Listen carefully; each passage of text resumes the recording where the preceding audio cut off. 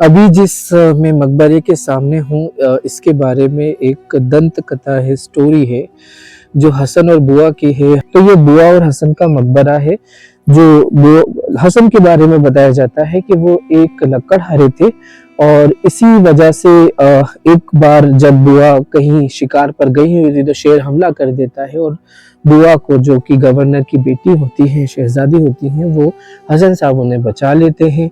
और उसके बाद में फिर हसन को उनके वालिद आर्मी में दाखिल करते हैं। आर्मी में वो जंग में शहीद हो जाते हैं और उसके बाद उनके गम के अंदर बताया जाता है कि बुआ उनका भी इंतकाल हो जाता है, तो दोनों को यहाँ पर दफनाया गया था। आगे की मैं आपको वीडियोस जो आर्किटेक्ट है और जो मकबरे हैं उसका वीडियो बनाकर आगे का इसी वीडियो में दिखाऊंगा, तो वीडियो में ज़रूर बने रहें। यहाँ के जो गवर्नर थे अब्दुल रहमान साहब, अंग्रेज़ों ने 1857 में उन्हें चांदनी चौक में बिल्कुल शीशगंज जो गुरुद्वारा है वहाँ पर उनको फांसी दी थी। और इसी के अलावा एक और नवाब रहे थे। यहाँ से एक और शहर है फारूक नगर, जो कि मुगल बादशाह फखरुसियार ने उस शहर को बनाया था। तो उस शहर के जो गवर्नर थे, जो नवाब थे, अहमद मलिक साहब, उनको भी फांसी दी थी 1857 में। बड़ी अजीब कहानियां हैं दोस्तों।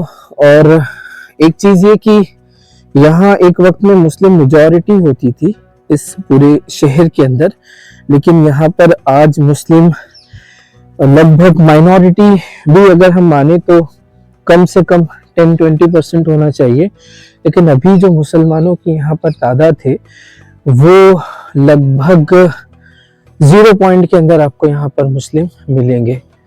और दिल्ली के आसपास 100 किलोमीटर के दायरे में बहुत सारे मुसलमान हुआ करते थे, सल्तनतों के गवर्नर्स हुआ करते थे। लेकिन आज ये हालात है कि 1857 में उन्होंने अंग्रेजों ने चुन चुनकर जो मुस्लिम लीडर्स थे उनको मारा था। और एक अगली जो अंग्रेजों की चाल थी वो ये थी कि 1947 में यहाँ के मुस्लिम्स खुद ही सिंध चले गए थे, वेस्ट पंजाब चले गए थे, जिसे आगे जाके एक नए मुल्क पाकिस्तान के नाम से जाना जाने लगा। तो जो लीडर्स थे वो खुद ही अपना घर, अपना देश, अपनी मट्टी, अपनी ज़मीन छोड़कर चले गए।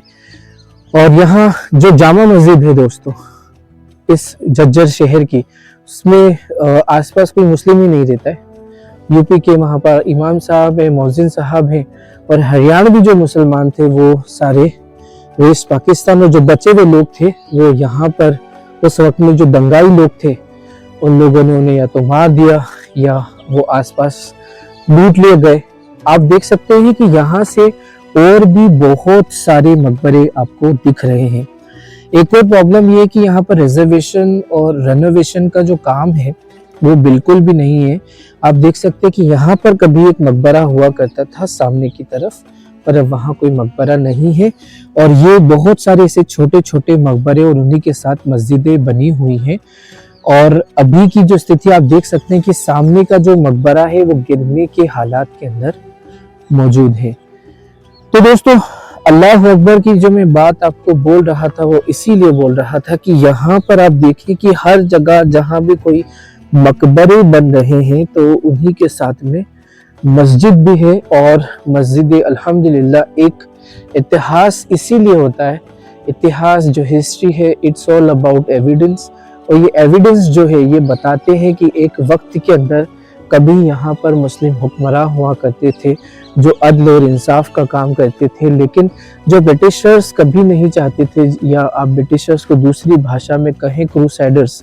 अगर आप एक बहुत ही फेमस नॉवेल है दास्तान ईमान फरोशों की, वो आप देखेंगे तो किस तरह से सलाहुद्दीन अय्यूबी के खिलाफ उन लोगों ने प्रोपेगेंडा करके जीतने की कोशिश की थी। लेकिन सलाहुद्दीन अय्यूबी ने उन्हीं के जो ट्रिक्स थी, जो टैक्टिक्स थी, उन्हीं को अपनाकर उन्हीं के खिलाफ इस्तेमाल किया और उन्होंने मिस्र को भी बचाया और फिलिस्तीन को भी आज़ाद कराया।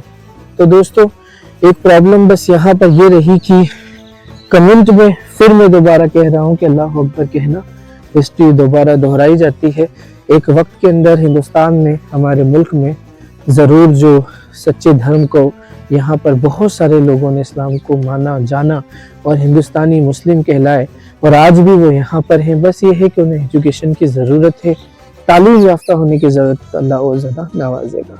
अगर हम मॉन्यूमेंट्स के बारे में बात करें दोस्तों, तो यहाँ के जो डिज़ाइन है वो कहीं ना कहीं जो लोधी डायनेस्टी के डिज़ाइन और इसी के अलावा जो बाकी तुगलक डायनेस्टी के अंदाज के अंदर बने हुए हैं, कि इस तरह के जो आपको ये ब्राउन कलर के जो टाइल है उन पर कुरान शरीफ की आयतों के साथ नक्काशी की गई।